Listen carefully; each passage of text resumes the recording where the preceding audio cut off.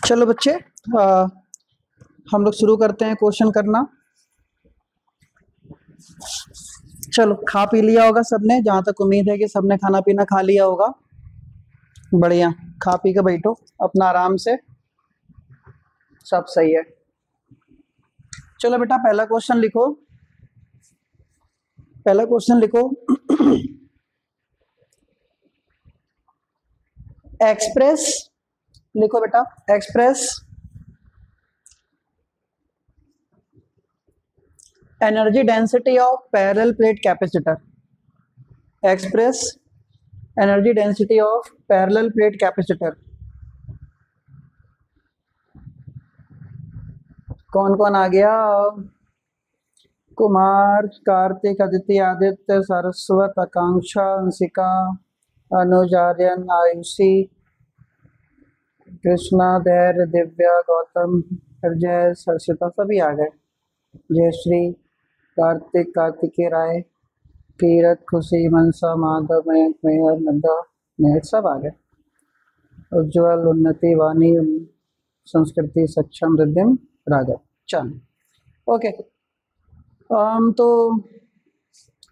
लिखो express energy density of parallel plate capacitor. सुनो, हमें पैरेलल प्लेट कैपेसिटर की एनर्जी डेंसिटी पता करनी है। एनसीईआरटी का क्वेश्चन है, देखो क्या है। दो प्लेट होती हैं, दो प्लेट होती हैं कैपेसिटर में। दोनों प्लेटों के बीच की दूरी d होती है। जो दोनों प्लेट होते हैं, इन दोनों प्लेट का एरिया a होता है। ओके, इन दोनों प्लेट का एरिया a होता है, डिस्टेंस d होती है। म्यूट हूं मैं? अब आवाज आ रही है? आए हाय, मैं म्यूट ही था, खुद को ही म्यूट करके बैठे हैं हम। अच्छा अच्छा, एक बार हैंड टेस्ट कर दो बेटा, आवाज आ रही है सबको? ओके, अभी तो बवाल हो जाता, मजा आ जाता। चलो, तो एरिया ए है, दोनों प्लेटों के बीच की दूरी d है, तो कैपेसिटेंस का फॉर्मूला होता है A epsilon naught upon D. ये हम सब जानते हैं। अब एक बात ध्यान देना, एनर्जी का फॉर्मूला होता है half C V square. Energy of capacitor होता है हाफ सी वी स्क्वायर, ठीक है। तो एनर्जी डेंसिटी का फॉर्मूला क्या होगा? एनर्जी डेंसिटी का फॉर्मूला होता है स्मॉल यू से शो करते हैं। इसका मतलब होता है total energy upon total volume. ये फॉर्मूला होता है एनर्जी डेंसिटी का बेटा, total energy upon total volume. अच्छा, तो टोटल एनर्जी कितनी है? Small U equal to capital U upon volume V. Total energy upon total volume, तो total energy U capital upon total volume V. अब energy का formula क्या होता है? Half C V square. Volume का formula होता है एरिया इंटू हाइट। वॉल्यूम का फॉर्मूला होता है एरिया इंटू हाइट। इसी में आगे बढ़ो, तो क्या लिखा मैंने? हाफ। कैपेसिटेंस का फॉर्मूला होता है A epsilon naught upon D into V square upon area into height, मतलब डिस्टेंस। एरिया से एरिया मर गया, तो क्या आया? Half epsilon naught V square upon D into D D square equal to half epsilon naught. इसको मैं लिख सकता हूँ वी अपॉन डी का होल स्क्वायर। और बचपन से पढ़ते आ रहे हो तुम, बचपन से पढ़ते आ रहे हो, इलेक्ट्रिक फील्ड का फॉर्मूला होता है वोल्टेज अपॉन डिस्टेंस। लगा दो यहाँ, तो फॉर्मूला बन के दिखा half epsilon not E square. तो ये फॉर्मूला किसका आ गया? एनर्जी डेंसिटी का। आसान है, कुछ भी नहीं है। ये फॉर्मूला आ गया एनर्जी डेंसिटी का। कुछ नहीं करना है, total energy upon total volume, total energy upon total volume area into distance, total energy होता है half C V square upon total volume A V, A से ए मर गया, half epsilon naught V square upon D into D D square, half epsilon naught V upon D का whole square, और V upon D क्या होता है बेटा, electric field, इसकी जगह लगा दिया इलेक्ट्रिक फील्ड। फटाफट बताते चलो, फटाफट बताते चलो, हेलो हेलो हेलो, फटाफट बताओ, समझ में आ गया? हैंड रेस करते चलो, समझ पता चलते जाता है कि समझ में आ रहा है। बढ़िया, मस्ती से पढ़ो, बिल्कुल बिंदास होके। चलो ओके, आगे बढ़ते हैं। क्वेश्चन लिखो, ये आज का क्वेश्चन नंबर 1, ऑनलाइन का क्वेश्चन नंबर 1। क्वेश्चन लिखो, दूसरा question,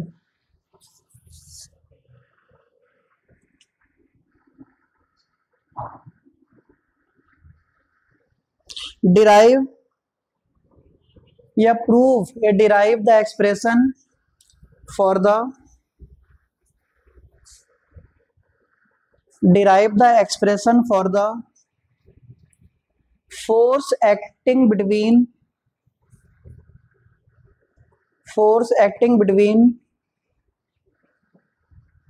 two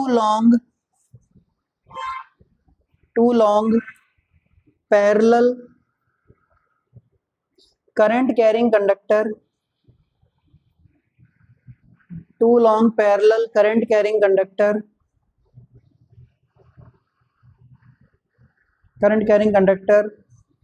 of infinite length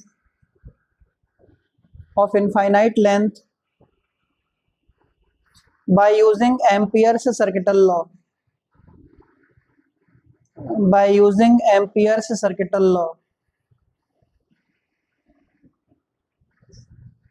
Ampere's circuital law।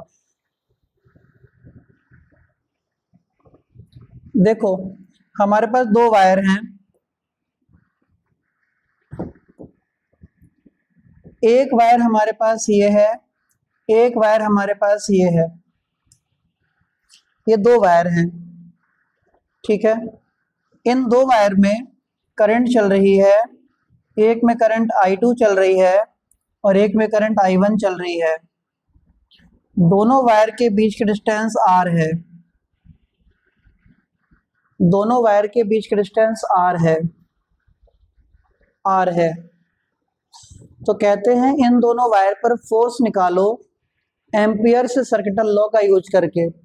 कैसे करें, बहुत ध्यान देना। अगर हम फोर्स निकालते हैं पहले वायर पर,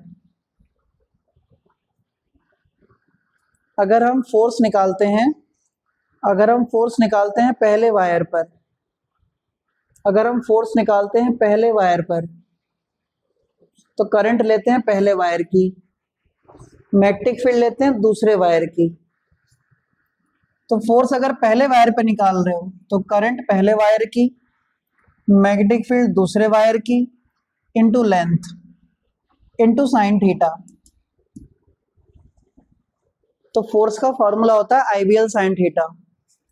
फोर्स जिस पर निकालते हो करंट उसकी, मैग्नेटिक फील्ड पड़ोसी की, लेंथ कोई सा ले लो, लेंथ तो लेनी है किसी वायर पे, इनटू साइन थीटा। इस वाले वायर की मैग्नेटिक फील्ड यहाँ इनसाइड होगी, टू वाले वायर की यहाँ मैग्नेटिक फील्ड इनसाइड होगी तो थीटा बन गया 90। तो फॉर्मूला बना F1 equal to I1 B2 into L sine 91। अब हमको करना क्या है, मैग्नेटिक फील्ड लानी है, मैग्नेटिक फील्ड लानी है टू वाले वायर की 1 पे। भैया बाबू सोना यही होना, देखो हमें टू वाले वायर की मैग्नेटिक फील्ड 1 पर लानी है, टू वाले वायर की मैग्नेटिक फील्ड 1 पर एम्पियर्स लॉ लगाएंगे। देखो बेटा एम्पियर्स लॉ क्या कहता था, integral B dot DL equal to mu naught I। हमें मैग्नेटिक फील्ड दूसरे वायर की चाहिए तो लिखेंगे यहाँ पे B2 म्यू नॉट I2 और डीएल छोटी सी लेंथ ले लो, डीएल छोटी सी लेंथ ले लो, तो इंटीग्रल B2,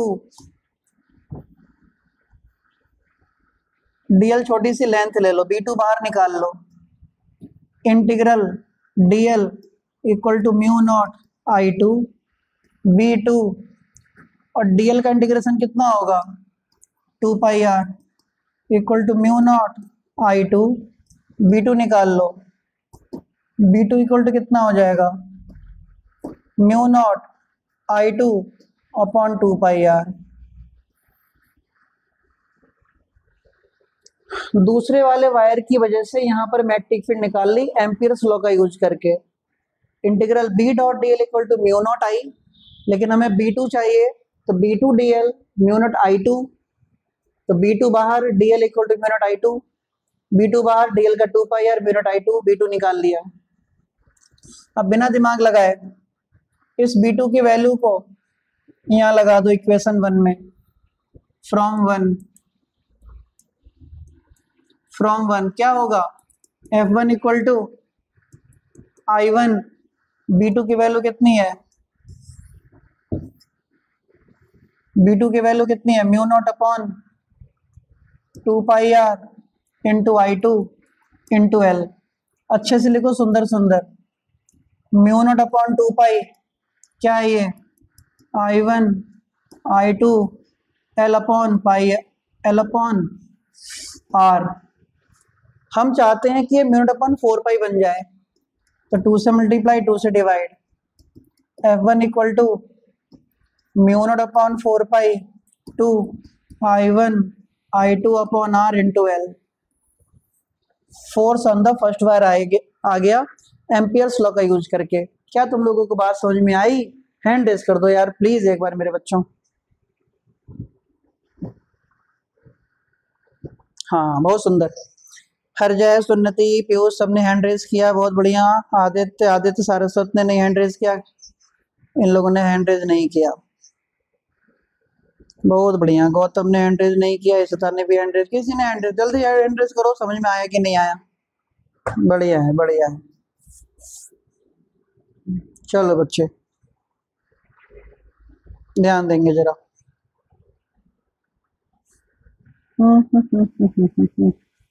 चलो सिमिलरली हम करेंगे क्या, अब कुछ नहीं करना है, जैसे F1 निकाला वैसे ही F2 निकाल लेंगे। F2 निकालने के पीछे कोई टेंशन नहीं है। F2 का फॉर्मूला क्या होगा, करंट खुद की, मैग्नेटिक फील्ड पड़ोसी की, लेंथ इनटू कितना साइन थीटा, थीटा कितना हो जाएगा 90, तो F2 निकाल लो। F2 equal to current I2, same method से B1, सेम मेथड बिल्कुल, ये आ जाएगा mu naught I1 upon 2 pi r, similarly लिख देंगे इसको इंटू L साइन 91, तो कितना हो गया F2 इक्वल टू, अच्छे से लिखो, म्यू नॉट अपॉन 2 पाई, म्यू नॉट अपॉन 2 पाई कितना I1 I2 L अपॉन कितना R, 2 से मल्टीप्लाई 2 से डिवाइड, तो फोर्स का फॉर्मूला क्या हुआ बेटा, mu naught upon 4 pi 2 I1 I2 upon R into L, काम खत्म। लो भैया फोर्स आ गया। इससे क्या पता चला, अगर हम दोनों को एक साथ देखें तो फोर्स 1 इक्वल टू फोर्स 2, दोनों फोर्स आपस में इक्वल होते हैं, फोर्स में कोई भी चेंज नहीं आता, बराबर रहता है। चलो आगे बढ़ते हैं, क्वेश्चन लिखो नेक्स्ट, क्वेश्चन लिखो।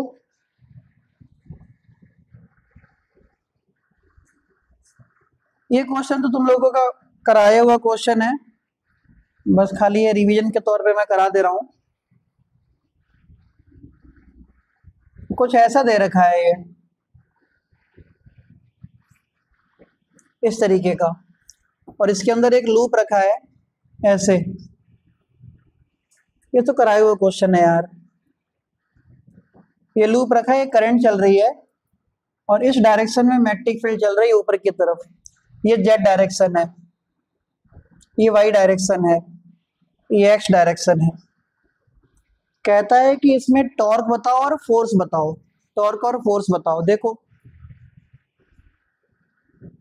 ये ऊपर की तरफ एक्स एक्सेस है, ऊपर की तरफ एक्स एक्सेस है, ध्यान ना, ऊपर की तरफ एक्स एक्सेस है, तो प्लस आई कैप बाहर की तरफ है, प्लस आई कैप बाहर की तरफ है, अंदर माइनस आई कैप होगा, प्लस आई कैप बाहर, अंदर minus I cap. Magnetic field Z axis की तरफ चल रही है, तो मैग्नेटिक फील्ड तुमको दे दिया गया कितना, B K cap. Magnetic field दे दिया गया तुमको बी के कैप। दूसरा, अगर ये करंट देखो, इस करंट की वजह से इस पॉइंट पर,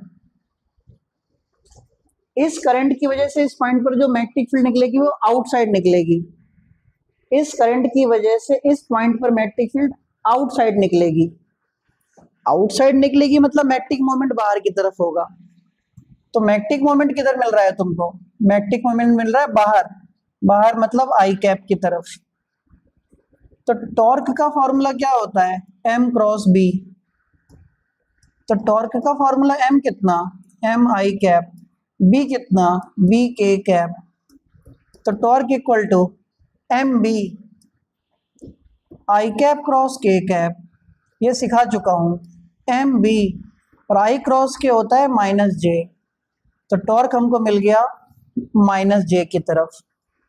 कोई तुमसे पूछे नेट फोर्स कितना, नेट फोर्स कहोगे 0, इस पे कोई नेट फोर्स नहीं लगेगा। इस आई की वजह से इस यहाँ पे पॉइंट पर मैग्नेटिक फील्ड बाहर, मैग्नेटिक फील्ड ऊपर, तो जो मैग्नेटिक फील्ड यहाँ बाहर निकलेगा वो मैग्नेटिक मोमेंट हो जाएगा। तो मैग्नेटिक मोमेंट आई कैप की तरफ, मैग्नेटिक फील्ड ऊपर, आई क्रॉस जे, काम खत्म, आई क्रॉस के सॉरी। ठीक है, इसी में दूसरा डायग्राम, अगर हम तुमसे कहें कुछ ऐसा है, ये दूसरा डायग्राम, ये प्लेन इस तरीके से यहाँ रख दिया गया, ये जेड एक्सिस है, मैग्नेटिक फील्ड जेड एक्सिस की तरफ जा रही है, यहाँ पे वाई एक्सिस है, यहाँ पे एक्स एक्सिस है, और करंट इस बार ऐसे चल रही है, ऐसे। तो खुद देखो, अगर करंट ऐसे चल रही है तो ये हवा में है, ये वाला प्लेन हवा में है, ये प्लेन हवा में है। अगर ये प्लेन हवा में है, ऐसे करके हवा में है, तो करंट ऐसे चल रही है। थोड़ा 3D सोचना पड़ेगा। अगर ये प्लेन हवा में है और करंट ऐसे चल रही है, ऐसे हवा में, तो इसकी मैग्नेटिक फील्ड ऊपर निकलेगी। ऐसे लगाओगे थंब रूल, ऊपर निकलेगी। ऊपर मतलब इस पॉइंट पर मैग्नेटिक मोमेंट भी ऊपर ही जाएगा, तो मैग्नेटिक मोमेंट जाएगा एम के कैप की तरफ। मैग्नेटिक फील्ड भी किधर है, बी के कैप की तरफ। तो टॉर्क का फॉर्मूला कितना आ गया, एम क्रॉस बी। तो टॉर्क का फॉर्मूला कितना आ गया, एम के cap cross B K cap. तो टॉर्क की वैल्यू कितनी आ गई, के कैप का क्रॉस 0 हो जाएगा, तो टॉर्क 0 आ गया। और नेट फोर्स तो हमेशा 0 ही रहना है, क्योंकि कॉइल कहीं मूव नहीं कर रही है, कोई मूवमेंट नहीं हो रहा है, नेट फोर्स तो 0 ही रहना है, उसमें कोई बदलाव नहीं होता। आगे बढ़ते हैं, ये वही Y axis, Z axis, X axis, इस बार लूप यहां रख दिया कॉइल। कॉइल में करंट ऐसे चल रही है, ऐसे। मैग्नेटिक फील्ड जेड एक्सिस की ही तरफ है। खुद सोचो, करंट ऐसे चल रही है, अब जब यहां से थंब रूल लगाओगे तो ये कॉइल के अंदर से होते हुए मैग्नेटिक फील्ड जाएगी यहाँ पर, इधर की तरफ। यहाँ की मैग्नेटिक फील्ड बाहर निकलेगी ऐसे करके, ऐसे। पीछे कौन सी एक्सिस है, माइनस जे कैप, इधर कौन सी है, प्लस जे कैप। तो मैग्नेटिक मोमेंट किधर की तरफ गया, मैग्नेटिक मोमेंट गया एम माइनस जे कैप की तरफ। मैग्नेटिक मोमेंट क्या गया, एम माइनस जे कैप की तरफ। नीचे जाता तो प्लस माइनस के, ऊपर आता तो प्लस आई, अंदर जाता माइनस आई। समझ रहे हो, थोड़ा ध्यान देना। तो टॉर्क का फॉर्मूला क्या होगा, एम क्रॉस बी। तो टॉर्क का फॉर्मूला एम क्या है, M minus J cap cross B क्या है, बी के कैप। तो torque equal to M B, minus यहाँ लगा दो, जे क्रॉस के। तो टॉर्क इक्वल टू कितना, माइनस एम बी, और जे क्रॉस के क्या होता है, आई कैप। तो टॉर्क आ गया एम बी आई कैप। और नेट फोर्स कितना, वो तो 0 ही रहना है, नेट फोर्स कितना, 0 रहना है। जल्दी बताओ बच्चे, समझ में आ गया, आगे बढ़ सकते हैं। हैंड रेज प्लीज, फटाफट।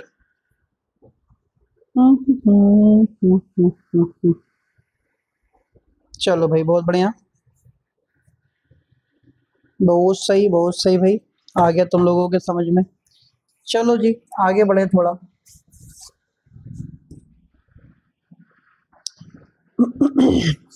देखो,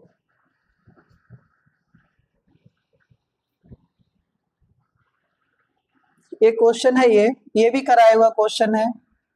ये वायर, यहाँ पे सेमी सर्कल, फिर वायर, ये इनफाइनाइट, ये इनफाइनाइट। कह रहे हैं इस ओ पॉइंट पर या पी पॉइंट पर मैग्नेटिक फील्ड बताओ, और करंट ऐसे चल रही है, करंट ऐसे चल रही है। ये जो डिस्टेंस है, ये डिस्टेंस, इस डिस्टेंस को आर ले लो, इस डिस्टेंस को कितना ले लो, आर ले लो। तो ये डिस्टेंस भी कितनी होगी, आर। अब थोड़ा दिमाग लगाना, ज्यादा टेंशन मत लेना। इस वाले वायर को कुछ हिस्सों में बांट लो। एक वायर है ए से लेकर इधर बी तक, दूसरा है ए सी डी तक, और फिर है डी से लेकर इधर ई तक। ए से लेकर बी तक, ए सी डी तक, डी से लेकर ई तक। इस वाले वायर की वजह से मैग्नेटिक फील्ड, इस वाले वायर की वजह से मैग्नेटिक फील्ड कैसे होगी, आउटसाइड। इसकी वजह से भी आउटसाइड, इसकी वजह से भी आउटसाइड, सबकी आउटसाइड। इसकी मैग्नेटिक फील्ड को B1 ले लो, इसकी मैग्नेटिक फील्ड को B2 ले लो, इसकी मैग्नेटिक फील्ड को B3 ले लो। एक फॉर्मूला तुम लोगों को मैंने तब सिखाया था कि वायर एक तरफ फाइनाइट हो और एक तरफ इनफाइनाइट हो और पॉइंट उसके सामने हो। वायर एक तरफ फाइनाइट हो, एक तरफ इनफाइनाइट हो, और पॉइंट फाइनाइट एंड के सामने हो, कुछ ऐसा समझो। वायर एक तरफ फाइनाइट हो और एक तरफ इनफाइनाइट हो, और पॉइंट फाइनाइट एंड के सामने हो। यहाँ बिल्कुल ये वाला पार्ट निकाल लिया मैंने, ए बी वाला। इसका फॉर्मूला सिखाया था, B equal to mu naught upon 4 pi, current upon दूरी, एक तरफ एंगल बनेगा 0 डिग्री प्लस एक तरफ एंगल बनेगा 90 डिग्री।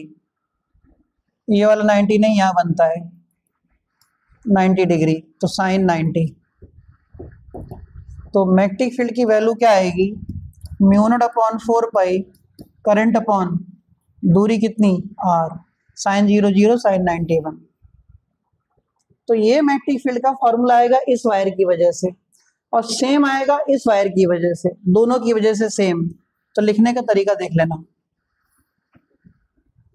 लिखने का तरीका देखो। इसको B1 माना, तो B1 इक्वल टू कितना, mu naught upon 4 pi, current upon दूरी, एक एंगल 0, एक एंगल यहाँ से है 90, साइन 0 प्लस साइन 90। तो B1 की वैल्यू आ गई mu naught upon 4 pi, current upon दूरी ये 1। तो B1 तो पता ही चल गया। B2 भी कितना आएगा, B1 के बराबर ही आएगा, सॉरी B3 B1 के बराबर आएगा। B2 कौन है, सेमी सर्कल है। B2 कौन है, सेमी सर्कल है। सेमी सर्कल की मैग्नेटिक फील्ड सेंटर पे, पूरे सर्कल का आधा कर दो। तो क्या फॉर्मूला होता है, mu naught upon 4 pi 2 pi I upon radius, इसका आधा कर दो, 2 से 2 मर गया। तो B2 equal to mu naught upon 4 pi pi I by radius, ये B2 आ गया। अब सबको उठा के ऐड कर दो, B equal to B1 plus B2 plus B3। तो B equal to B1 B2 तो एक ही जैसा है, mu naught upon 4 pi, current upon radius, current upon radius, इसका मतलब 2I अपॉन R हो गया, प्लस B3 की वैल्यू कितनी, mu naught upon 4 pi pi I upon R हो गया। सॉल्व किया तो B equal to mu naught upon 4 pi common, I common, R common, 2 plus pi हमारा आंसर हो गया, 2 प्लस पाई हमारा आंसर हो गया।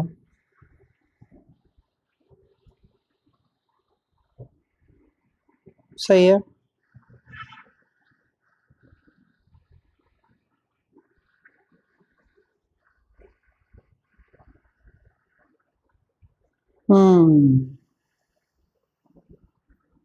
चलो भाई आगे बढ़े। एक क्वेश्चन इसी तरीके का दिख जाता है कभी कभी, ये क्वेश्चन ऐसा भी दिख जाता है कभी कभी।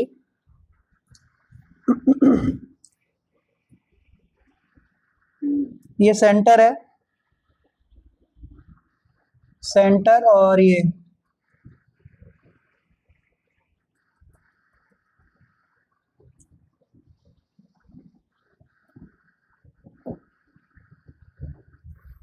यहां से एक लाइन ऐसे मिल जाएगी, यहां से एक लाइन ऐसे मिल जाएगी,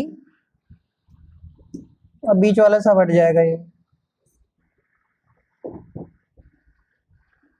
अब कहेंगे कि ये करंट आ रही है आई, ये करंट आ रही है आई, ये करंट आ रही है आई, ये इन्फिनिटी, ये इन्फिनिटी। तो इस पॉइंट पर मैग्नेटिक फील्ड बताओ, यहाँ कहीं मैग्नेटिक फील्ड बताओ, कह सकते हैं। तो ये रेडियस कितनी हो गई आर, ये रेडियस कितनी आर, ये एंगल 90 हो गया, तो बाकी एंगल कितना बचा 270। तो सेंटर पर इस पी पॉइंट पर मैग्नेटिक फील्ड किसकी किसकी वजह से होगी, एक तो इस करंट की वजह से होगी पहली, दूसरी इस आर्क की वजह से होगी, तीसरी इस स्ट्रेट वायर की वजह से होगी। तो तीन मैग्नेटिक फील्ड आज भी हैं, B1, B2, B3। तो तीन मैग्नेटिक फील्ड अगर आज भी हैं तो हम सबसे पहले B1 निकाल लें, क्योंकि पॉइंट सामने है तो B1 के बिल्कुल सामने जा रहे हो, B1 के बिल्कुल सामने जा रहे हो, तो ये तो 0 हो जाएगा। B1 के बिल्कुल सामने जा रहे हो तो ये 0 हो जाएगा, खत्म हो गया। अब बचा B2। B2 एक आर्क है, आर्क की मैग्नेटिक फील्ड का फॉर्मूला होता है μ0/4 2 pi I upon radius into theta upon 2 pi. Circle की मैग्नेटिक फील्ड लिखकर थीटा अपॉन 2 पाई से मल्टीप्लाई कर देते हैं, आर्क का फॉर्मूला बन जाता है।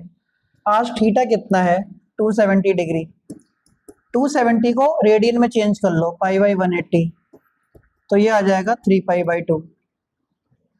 तो थीटा की वैल्यू मिल गई 3π/2, लगाते हैं। तो B2 equal to μ0/4 pi 2 pi I upon radius into कितना 3π/2 इंटू 2 पाई, 2 पाई से 2 पाई मर गया, तो B2 की वैल्यू क्या आ गई, तो B2 की वैल्यू आ गई μ0/4 पाई 3 पाई आई अपॉन 2r, ये B2 मिल गया। B3 देखो फिर वही आ गया, वायर के सामने है, एक एंड के सामने है, दूसरा इन्फिनिटी है, तो इसका भी तो फॉर्मूला सिखाया मैंने। क्या सिखाया, μ0/4 पाई करंट अपॉन दूरी, एक तरफ सामने तो साइन 0, दूसरी तरफ इन्फिनिटी है तो साइन 90। तो B3 की वैल्यू आ गई μ0/4 पाई करंट अपॉन दूरी, ये 1 होता है। सब तो आ गया, और सबकी वजह से मैग्नेटिक फील्ड देखो, ये 0, ये आउटसाइड, ये आउटसाइड, सब ऐड हो जाएगा। तो B1 plus B2 plus B3, ये 0 प्लस B2 कितना μ0/4 पाई 3 पाई आई अपॉन 2r, B3 कितना μ0/4 pi I upon r। B equal to common निकाल लो, μ0/4 पाई कॉमन, आई कॉमन, नीचे से r कॉमन, और क्या बचा यहाँ पे 3 पाई बचा अपॉन 2 बचा प्लस 1 बचा आंसर। तो 3π/2 प्लस 1 हमारा आंसर आ गया। समझ में आ गया, आगे बढ़ें। इजी क्वेश्चन है, सब तो कराए हुए क्वेश्चन है ऑलरेडी पहले के, सही है। हैंड रेज कर दो एक बार, आगे बढ़ें फटाफट, ठीक है। चलो भाई आगे बढ़ते हैं। क्वेश्चन लिखो, find total capacitance, find total capacitance of the given network। Find total capacitance of the given network.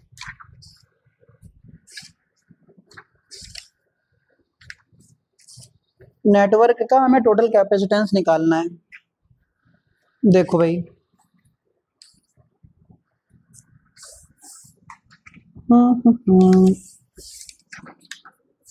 ये है डायग्राम।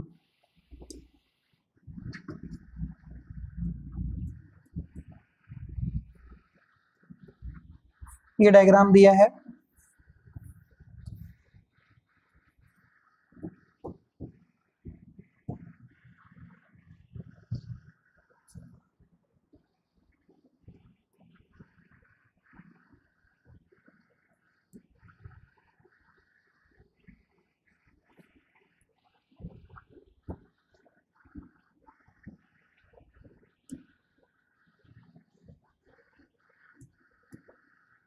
और ये सब सी हैं, सारे कैपेसिटेंस सी हैं, ठीक है। ये सब सी दे रखे हैं। तो इसको सॉल्व कैसे करें? देखो भाई, इसको सॉल्व करने का एक तरीका है, खाली ये वाला पॉइंट और ये वाला पॉइंट सेम वोल्टेज पर होंगे, क्योंकि बीच में कोई कैपेसिटर नहीं जुड़ा है, तो दोनों पॉइंट बिल्कुल सेम वोल्टेज पर होंगे। तो ऐसी सिचुएशन जब भी दिखे तुमको, इस वाले तार को यहाँ से हटा दो, इस वाले तार को यहाँ से हटा दो और ले जाके यहाँ जोड़ दो डायरेक्ट। सिमिलरली इस वाले तार को जो है यहाँ से हटा दो और सीधे ले जाके जोड़ दो यहाँ पे डायरेक्ट। अब तुम देखो, क्वेश्चन हो गया, ये वाला सी और ये वाला सी पैरेलल में, इनके साथ ये वाला सी सीरीज में, सी और सी पैरेलल, ये सीरीज हो जाएगा। तो डायग्राम कुछ ऐसा बनता दिखाई देगा सी और सी पैरेलल, इनके साथ ये सी सीरीज। फिर एक तार यहां से ऐसे निकाल लो, ये वाला सी और ये दोनों आपस में पैरेलल, यहाँ पे बी लिख दो, यहाँ ए लिख दो, हो गया क्वेश्चन। तो क्या हो गया, ये दोनों सीरीज, ये पैरेलल, ये दोनों सीरीज, ये पैरेलल। तो भैया सी और सी, सी और सी, सी और सी का पैरेलल कितना आएगा, 2C। तो डायग्राम क्या बन गया यहाँ पे, 2C। इसके साथ सीरीज में कौन, सी। ये अकेला कौन है, सी। ये दोनों पैरेलल मिलाकर कितने हो जाएंगे, 2C। तो ये 2C और सी सीरीज हो गए। तो 2C और सी का सीरीज कितना आएगा, 2C इंटू सी अपॉन 3C, सी से सी मर गया, 2C अपॉन 3। इसका भी कितना आएगा, 2C अपॉन 3। अब ये 2C अपॉन 3, 2C अपॉन 3 आपस में कैसे हो जाएंगे, पैरेलल। तो 2C अपॉन 3 और ये 2C अपॉन 3 आपस में क्या हो गया, पैरेलल। तो टोटल कैपेसिटेंस आ गया 4C अपॉन 3 आंसर। तो टोटल कैपेसिटेंस कितना हो जाएगा, 4C अपॉन 3 हो जाएगा।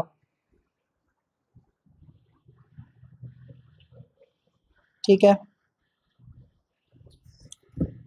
चलो भाई आगे बढ़ते हैं। क्वेश्चन लिखेंगे, find the current in each branch. Find the current in each branch.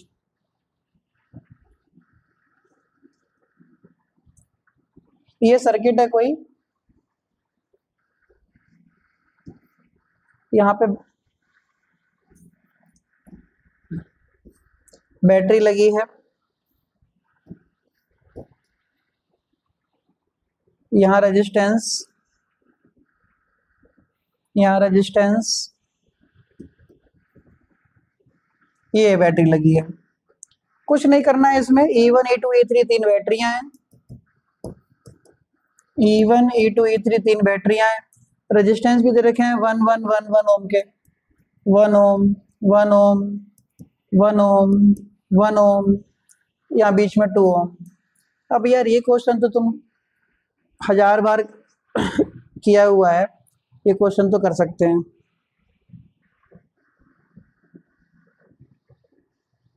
देखो, तो इसमें कुछ मत करो, पहले तो करंट डिवीजन कर लेते हैं। मान लो यहाँ से एक करंट चली आई, इसमें से करंट गई आई, यहाँ पे करंट पहुंची आई, अब दो जगह टूट गई, यहाँ चली गई I1, तो यहाँ बची I minus I1। Current division करना आना चाहिए बस। मेन करंट कितनी चली, I, यहाँ पर आई I, इधर की तरफ मुड़ गई I1, आगे कितनी आ गई I माइनस I1। इस पूरे रास्ते से होते हुए जा रही है I माइनस I1। तो कहते हैं सब में करंट बताओ। दो अननोन, दो इक्वेशन बनेंगी, एक अननोन I है, दूसरी I1 है। तो हमने लूप ले लिया, ये वाला लूप नंबर 1, नाम लिख देता हूं इसका मैं कुछ, ABCDEF। इसका नाम लिखा मैंने क्या, ABCD, इसका नाम लिख दिया, ठीक है, इसका नाम हमने ABCD लिख दिया। इस लूप में दो बैटरियां हैं, एक है E1, एक है E2। इस लूप में दो रेजिस्टेंस हैं, एक है 1, एक है 2। एक में से करंट जा रही है I, दूसरे में से करंट जा रही है I1। अब क्लॉक एंटी क्लॉक देखो, ये ऐसे जाके ऐसे आएगी क्लॉक, मतलब माइनस, ये ऐसे जाके ऐसे आएगा, मतलब anti clock plus. I current पूरे में क्लॉक घूमेगा माइनस, I1 भी क्लॉक घूमेगा माइनस।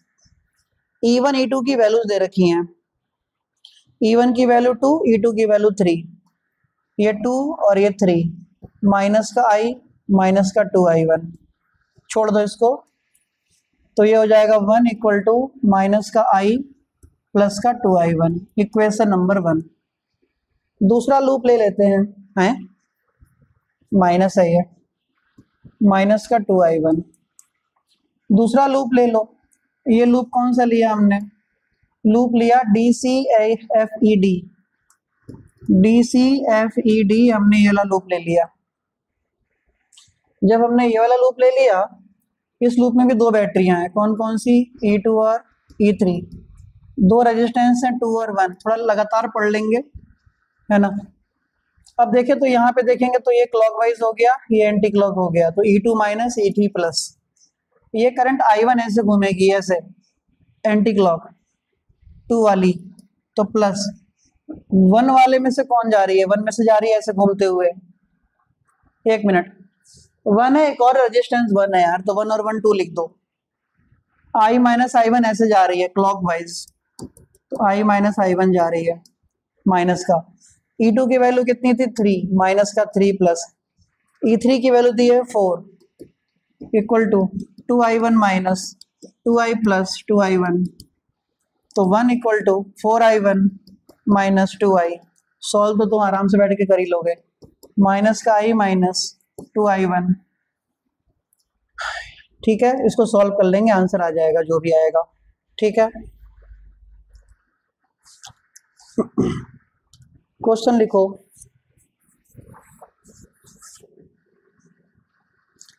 टू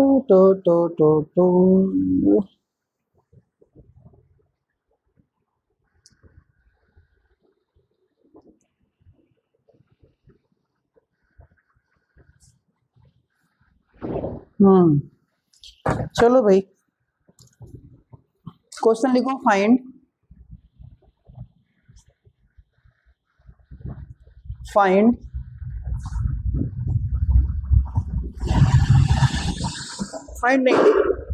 नहीं डिराइव, फाइंड नहीं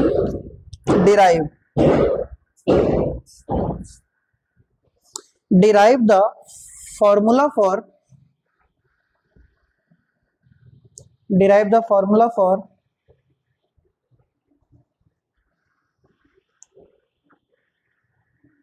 electron mobility with relaxation time. Derive क्या करना है, रिलेशन बताना है, electron mobility and relaxation time. हम एक बात जानते हैं, इलेक्ट्रॉन मोबिलिटी का फॉर्मूला होता है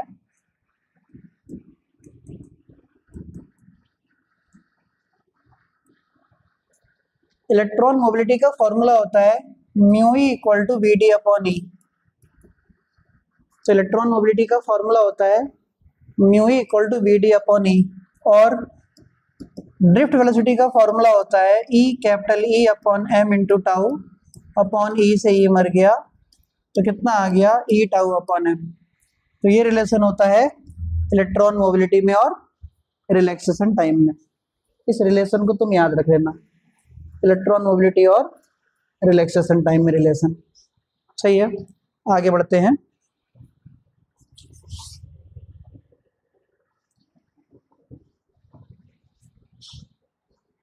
नेक्स्ट देखेंगे लिखो इसमें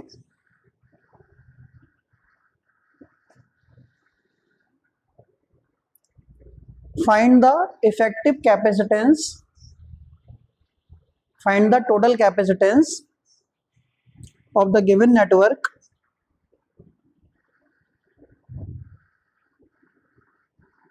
find the total capacitance of the given network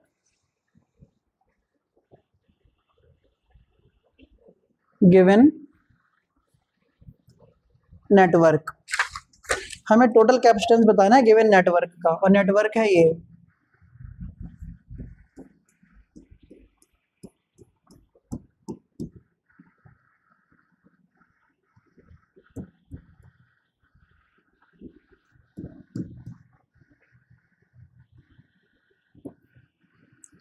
इस तरीके का दे रखा है और सबकी वैल्यू दे रखी है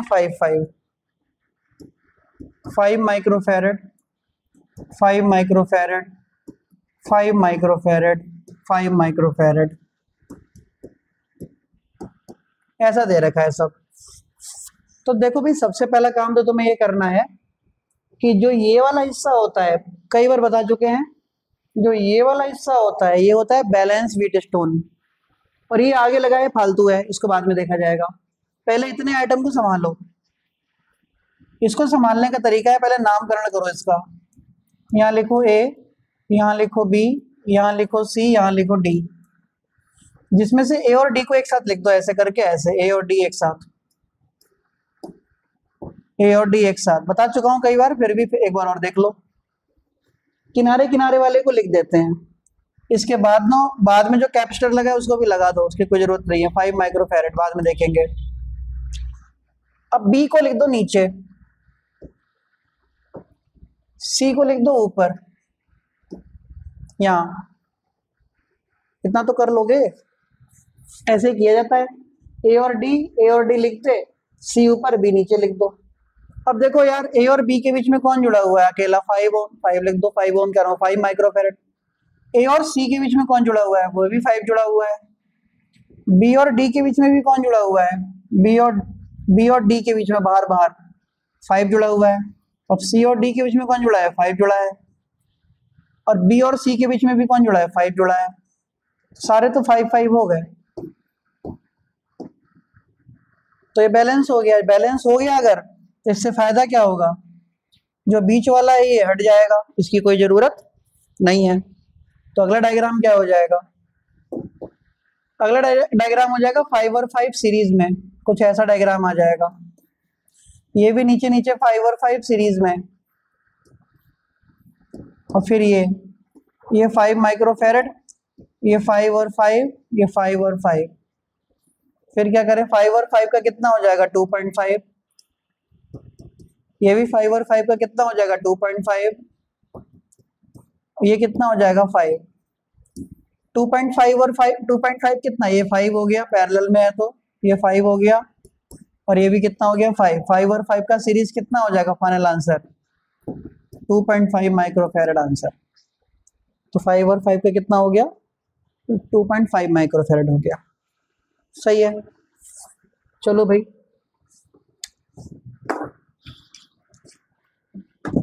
क्वेश्चन लिखो, क्वेश्चन लिख लो। 1 सेकंड का टाइम दे दो।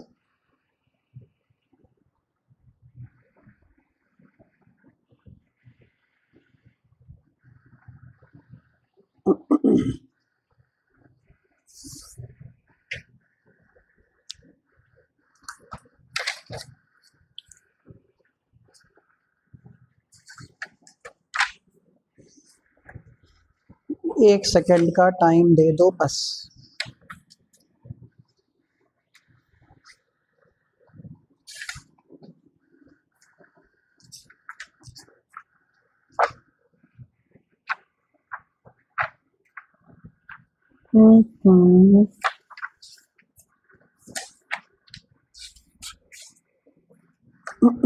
लिखो,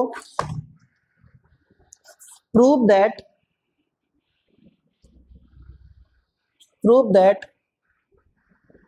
the conditions of the condition of current, the condition of current in cells in series or in cells in parallel, in cells in series or in cells in parallel is reciprocal to each other. Cells in parallel is reciprocal to each other, एक दूसरे के उल्टा होते हैं। तो sales in series देखते हैं पहले, फिर सेल्स इन पैरेलल देखेंगे। देखो बेटा, अब बहुत सारे सेल्स हैं आपस में सीरीज में लगे हुए हैं, ऐसे करके इतने सारे सेल्स लगे हैं। तो क्या देखा, हर सेल का ईएमएफ ई है, हर सेल का इंटरनल रेजिस्टेंस स्मॉल आर है, और सारे के सारे ग्रुप को एक्सटर्नल रेजिस्टेंस के साथ ऐड कर दिया गया कैपिटल आर के साथ। और हमारे पास टोटल नंबर ऑफ सेल्स कितने हैं, एन सेल्स हैं। एक का ईएमएफ ई, दो का 2e, 3 का 3, 4 का 4e, एन का एन ई। तो टोटल ईएमएफ कितना हो गया, टोटल ईएमएफ हो गया एन ई। इसी तरीके से इंटरनल रेजिस्टेंस सारे निकाल लो, टोटल इंटरनल रेजिस्टेंस कितना हो जाएगा, एन आर। तो टोटल रेजिस्टेंस कितना हो जाएगा, टोटल रेजिस्टेंस हो जाएगा internal plus external, N R plus R. तो टोटल करंट कितनी होती है, टोटल करंट का मतलब होता है total voltage upon total resistance. तो टोटल करंट कितना, आई, टोटल वोल्टेज कितना है, एन ई, टोटल रेजिस्टेंस कितना, एन आर प्लस आर। तो आई इक्वल टू, अब देखो सिचुएशन दो बार, यहां के बाद दो सिचुएशन है। अगर इंटरनल रेजिस्टेंस बहुत बड़ा हो जाए एक्सटर्नल से,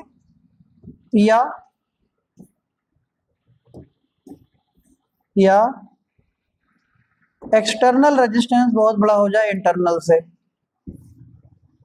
तो कैसे करेंगे। अगर इंटरनल बड़ा हो गया तो करंट का फॉर्मूला क्या बनेगा, N E upon N R, N से एन मर गया तो I equal to E upon are.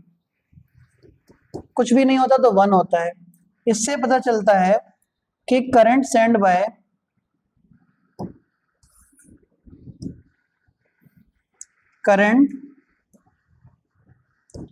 Bye only one cell, क्योंकि I equal to E upon R में 1 आ रहा है। इससे पता चल रहा है कि पूरे सर्किट में करंट भेजा है वो एक सेल ने भेजा है। यहाँ जरा देखो, I इक्वल टू कितना, N E upon capital R, क्योंकि नेगलेक्ट हो गया। तो यहाँ पे जो टोटल करंट भेज रहे हैं, total current by N cells, ये टोटल करंट कौन भेज रहा है, total current by N cells, सारी सेल मिलकर करंट भेज रही है। तो ये समझ में आ गया, सीरीज हो गया। याद रखना, अगर इंटरनल बड़ा है तो एक सेल, एक्सटर्नल बड़ा है तो सारे सेल सीरीज में। अब पैरेलल में आओ जरा, हमारे पास बहुत सारे सेल्स हैं, सब पैरेलल में हैं इस तरीके से, सारे पैरेलल में हैं और सबके साथ एक रेजिस्टेंस लगा है कैपिटल आर, सबके ईएमएफ ई हैं, सबके इंटरनल रेजिस्टेंस स्मॉल आर है, और ऐसे ऐसे एम सेल्स लगे हैं, एम सेल्स। तो टोटल ईएमएफ कितना हो जाएगा, ये हो जाएगा ई, एम ई मत लिखना, टोटल ईएमएफ रहेगा ई, क्योंकि पैरेलल में वोल्टेज सेम रहता है। अगर पैरेलल में वोल्टेज सेम रहता है, चलो टोटल इंटरनल रेजिस्टेंस क्या होता है, फॉर्मूला इंटरनल रेजिस्टेंस का, R parallel equal to 1 upon R plus 1 upon R plus 1 upon R, कहां तक, एम तक। तो आर पैरेलल इक्वल टू कितना हो जाएगा, आर अपॉन एम, उल्टा हो जाएगा, आर अपॉन एम आ जाएगा। टोटल रेजिस्टेंस कितना हो जाएगा, internal plus external R upon M plus capital R हो जाएगा। तो टोटल करंट कितनी आएगी, total voltage upon total resistance R upon M plus R. दो सिचुएशन बनेंगी यहाँ के बाद, अगर इंटरनल बड़ा हो जाए एक्सटर्नल से या एक्सटर्नल बड़ा हो जाए इंटरनल से, तो करंट का फॉर्मूला देखो क्या आएगा, E upon R upon M. देख रहे हो, करंट बाय एम आ रहा है तो एम सेल्स। अभी थोड़ी देर पहले क्या सीखा था कि अगर इंटरनल बड़ा होगा तो सिर्फ एक सेल, एक आ रहा था यहाँ देखो, एक सेल। इंटरनल बड़ा हो रहा था तो एक सेल। पैरेलल में क्या हो रहा है, पैरेलल में हो रहा है अगर इंटरनल बड़ा हो रहा है तो सारे सेल्स।